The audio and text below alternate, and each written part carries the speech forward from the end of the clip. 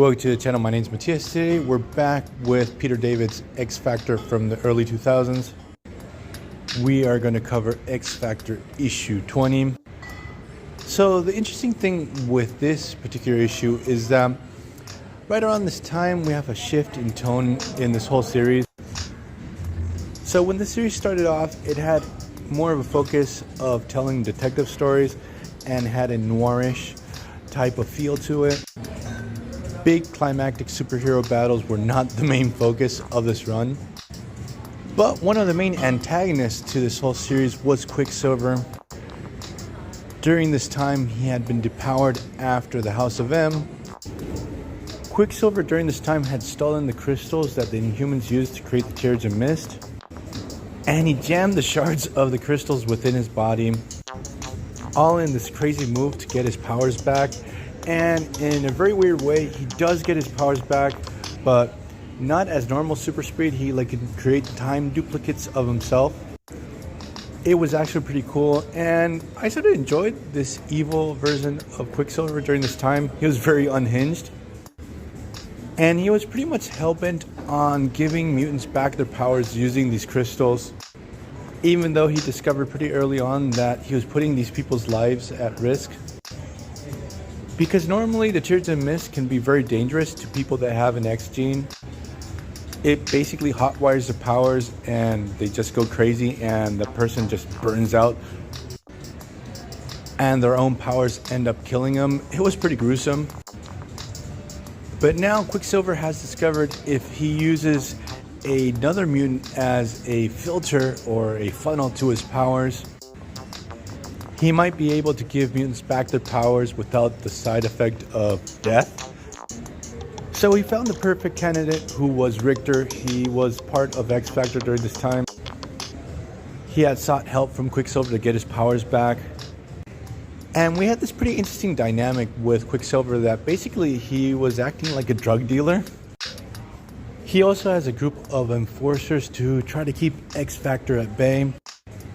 All of these characters are mutants who have lost their powers, and Quicksilver obviously has offered to give them back to them.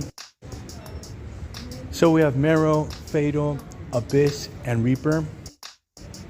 And we have Callisto arrive to the scene trying to convince Marrow not to go through with this. Because in a previous story, I think it was called The Son of M, Quicksilver had given Calypso back her powers and they went totally haywire. So what happens is X Factor make the move to stop Quicksilver once and for all, but they're a little bit too late. He has already repowered Fatal, Abyss, and Reaper. We get a pretty cool battle between X Factor and Quicksilver's forces. It was pretty interesting to discover that Reaper's powers were different from what I thought they were. I'm not sure if they retconned anything here, because I used to think that he was able to charge his weapons with bioenergy, much like Silver Samurai. But in this story, he actually establishes that his skin is covered in neurotoxins.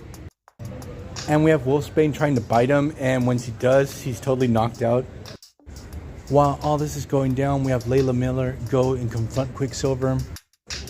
You know, when I started to reread this X Factor run, I always asked myself, what the hell happened to Layla Miller during the Krakoan era? I'm not sure where she's at this moment within Marvel canon, but her mutant powers were to bring people back from the dead, so she would have made the Five pretty redundant. So I guess from a story standpoint, they had to make her go away for a while. The thing is that when he's confronted, he tries to attack Layla Miller. Richter's there. He's not cool with Quicksilver attacking a kid.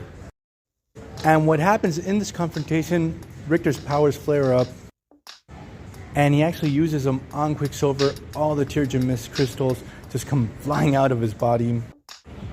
He is able to escape, but it's the end of this particular era for this character. Way further down the line, it is hinted that Quicksilver had become evil because he was under the mind control of Maximus. And when the Inhumans left Earth, Maximus lost his control over Quicksilver. That's why he became a hero again, and he gets his speed powers back. But I always love the fact that Quicksilver after the secret invasion, he always blamed it on Skrulls. He said, no, I had a Skrull imposter. So I'm going to leave this video here. I hope you guys liked it. See you guys next time. Bye.